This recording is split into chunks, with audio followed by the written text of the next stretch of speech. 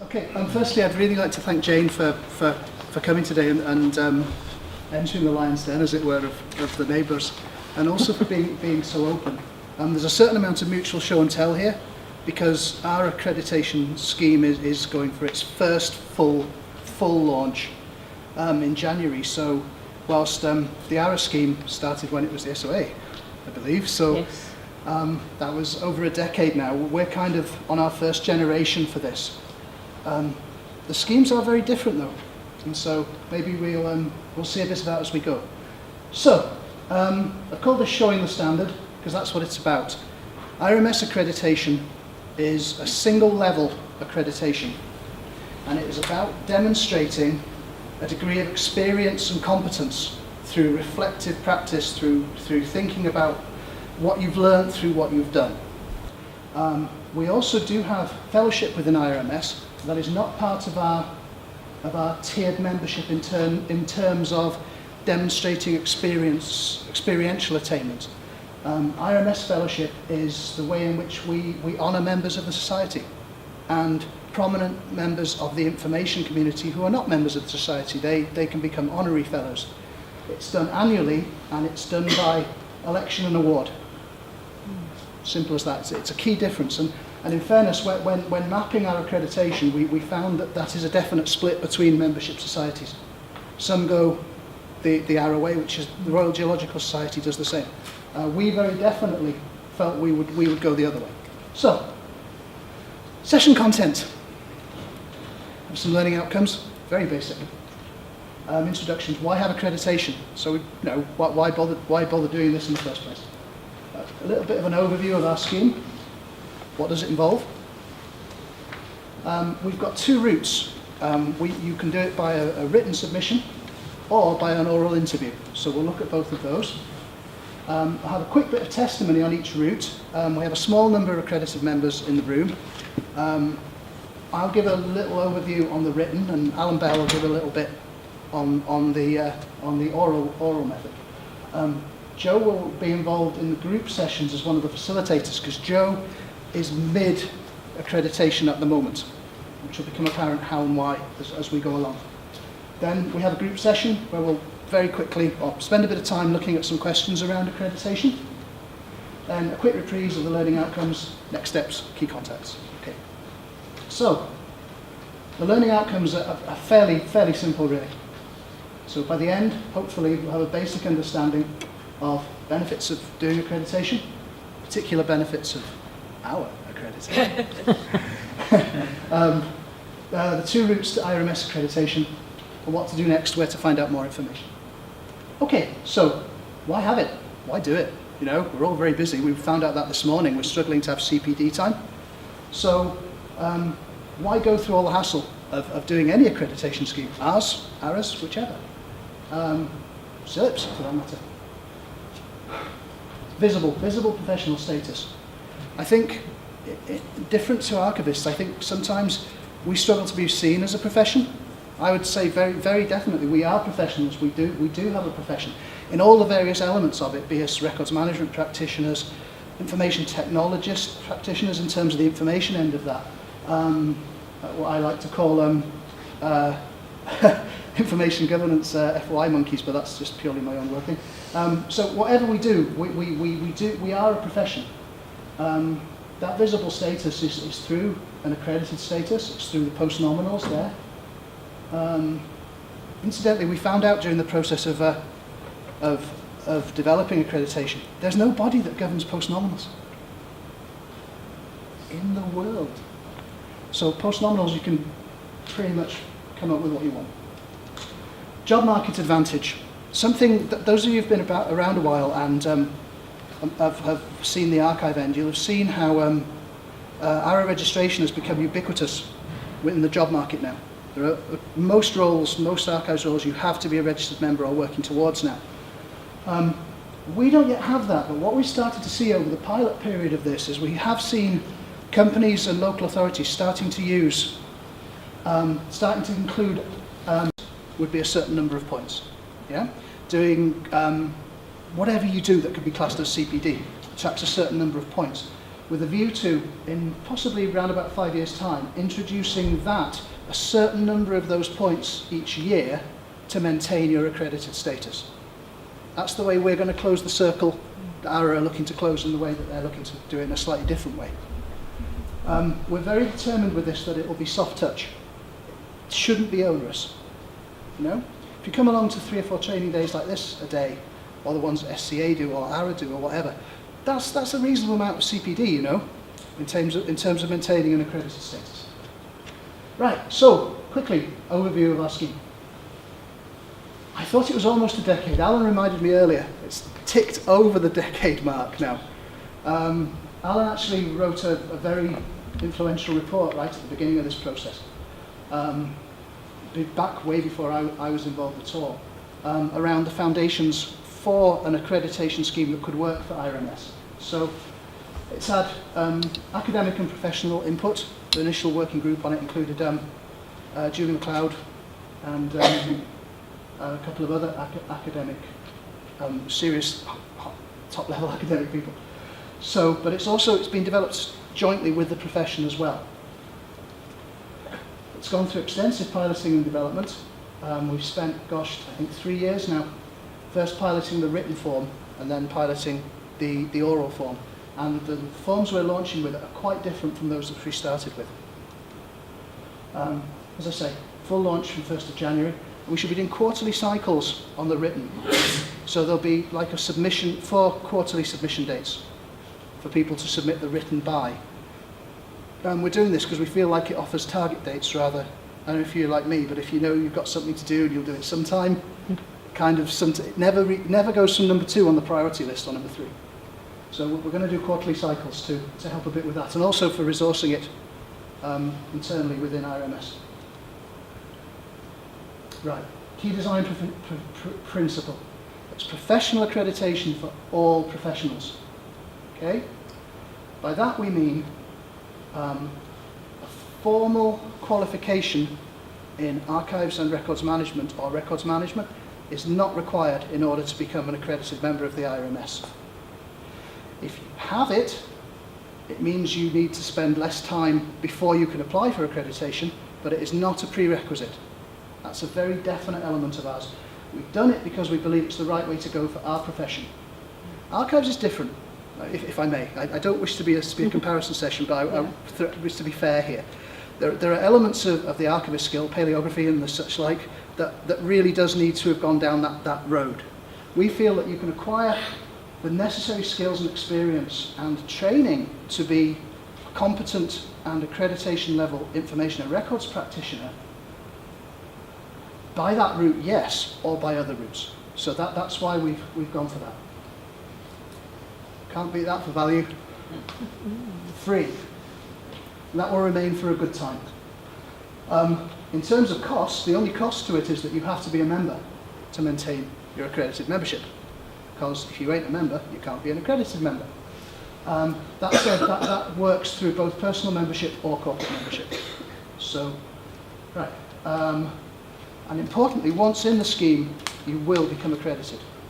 If on the initial round, be it written or oral, for whatever reason you're not quite there, and that can be for levels of experience, competence, or that the time isn't there. There isn't quite enough time in there yet.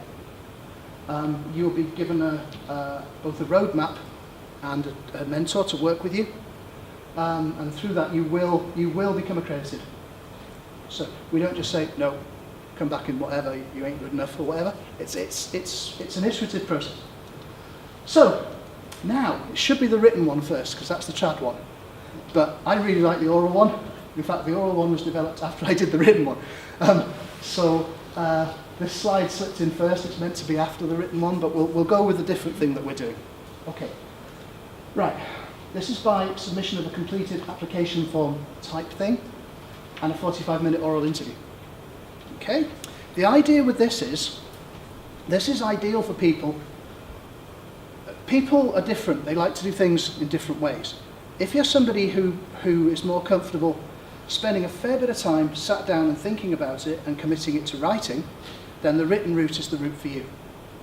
If you're somebody who prefers to do a little less writing, but will happily talk about stuff forever. Or you're more comfortable speaking than writing, then the oral way is the way to go. By completed application form, we're kind of meaning for kind of like lower level middle management application form. You know, so we're not looking for a 50-page portfolio from anybody or anything like that. Right, it's around 1,500 words in total.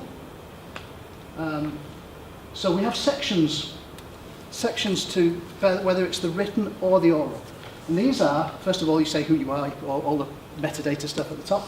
Then there's a section on principles, and it's about your thoughts around the principles of working with information and records. It's edging on ethics, but it's what you think it's all about. Why are we doing it? And there's no right or wrong there. It's just logging your views. We then have practice sections. Now, this is all within a section 2. And this is where you write about what you've done and what you've learnt. Okay? You can do up to 4 of these.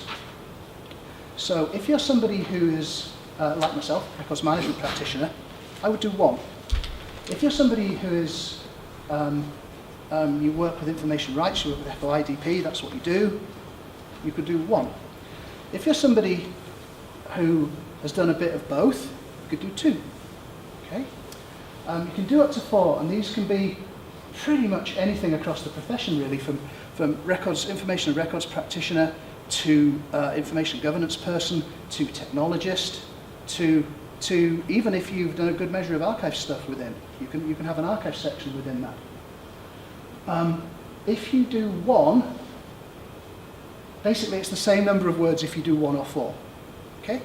But you do, if it's 2, it's half the number of words in each. 3, roughly a third.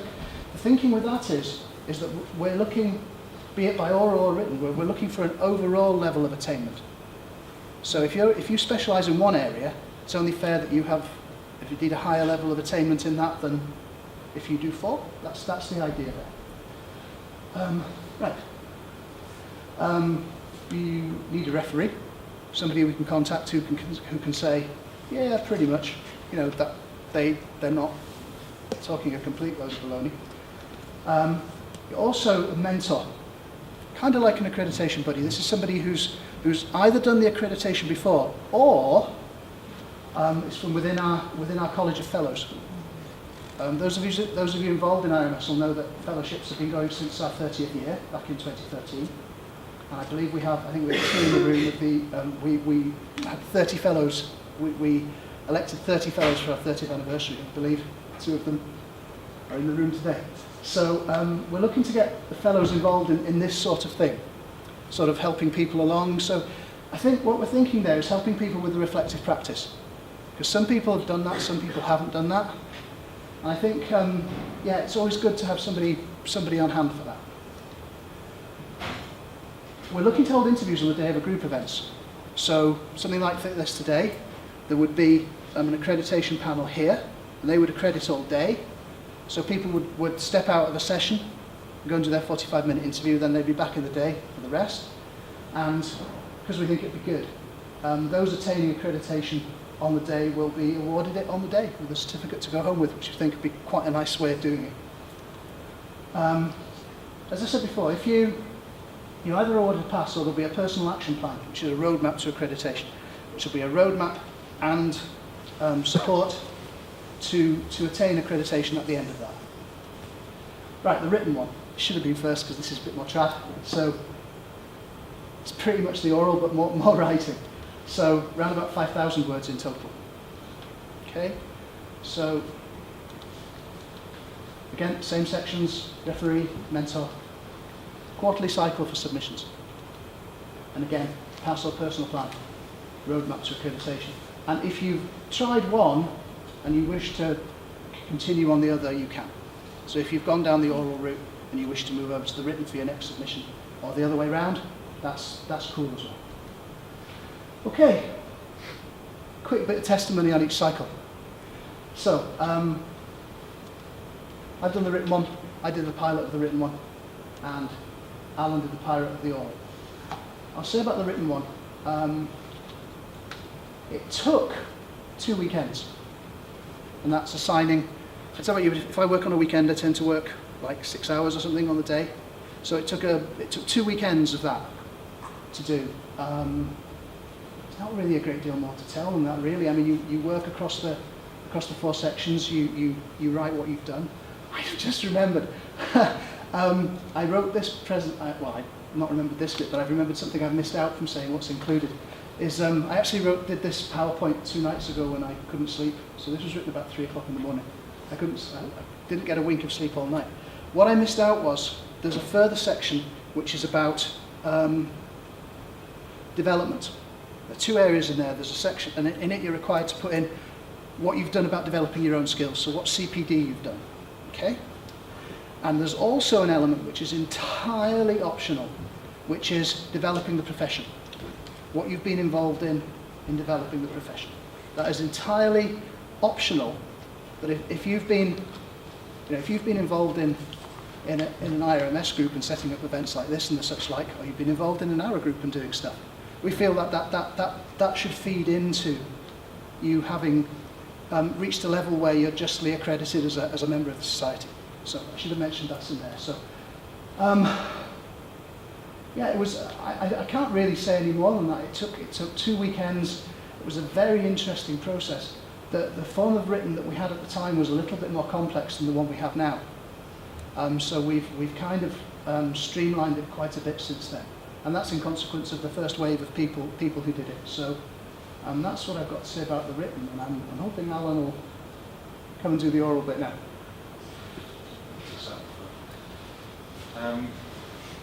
Yeah, I came to this, when did I do it, Mike, 2 years ago? Yeah. Yeah, came to this 2 years ago. This ties into what I said this morning about kind of picking the CPD thing that you need at any particular point in your career. For me, I got to a place where the opportunity to look back on what I'd done, to think about how that had changed me, to think about things I'd done in terms of my own professional development, or where I've contributed to wider things in my own small way, where that had got me to, and to kind of reflect on that, and did that make me any more valid as a professional, but how did I feel that validated what I'd done, and then what was missing? So I heard about the oral pilot, I asked about doing it, I got paperwork, filled the paperwork in, spent a bit of time doing it as did Mike, not as long as Mike spent, I must admit. But the key bit for me was that reflection, that process of reflection. How have I got to where I've got to? Where do I think that puts me? Do I think that makes me an eligible candidate to be an accredited member of one of my professional bodies? So this was my kind of thought process. Paperwork done, all that written down, thought of that as a basis for a conversation, and then at 7 o'clock in the morning? It was 7 o'clock in the morning. At 7 o'clock in the morning at IRMS conference 2 years ago, because I couldn't get down there early enough on the Sunday to do it in the afternoon. So Mike and a colleague very kindly interviewed me at 7 in the morning with a very strong cup of coffee. And we went through possibly two, we went through the whole process of them kind of asking me about areas of my competencies, what I'd done, why I thought that was important, how that had changed not changed my approach, but how that had developed my approach as an information professional. And at the end of that, they told me I'd passed, which was lovely. And I have been an accredited member ever since, because they haven't taken it off me yet, which is excellent. What did I get out of it? Why do it? It's hard looking at yourself. It's horrible looking at yourself. Nobody likes looking at themselves, because you kind of see, what's that Burns quote? Would some further gift to gaze to see ourselves as others see us, and that's kind of uncomfy.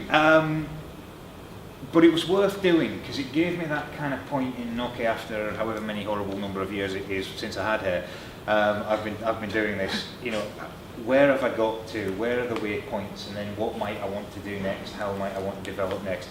And it was nice to do that, and it was engaging as a process, and it was actually, I enjoyed the oral aspect of it, because it was nice to have that conversation with my accreditors. I think, looking back on it, I would have probably done the paperwork just as diligently, but I was asked things that I wasn't necessarily ready for some of it, but kind of the question would come out of left field, and you think, okay, So you know, it really did make me think and reflect.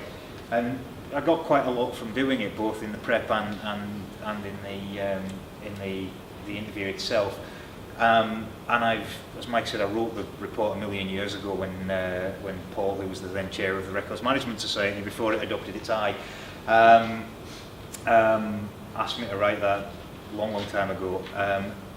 Off the back of being part of the pilot of the oral interview, I've got back involved in the accreditation subcommittee to kind of see how this moves forward, because I really do think there's something here that's worthwhile for everybody, not in terms of a horrible onerous thing, or a cabal sitting in judgment over the rest of us, or some horrible clique, just in terms of giving colleagues an opportunity to look at where they are and where they'd like to go, and putting something around that, and that's certainly what I got from it, and that was the process I went through. So okay, Mike. Yes. Thank you very much.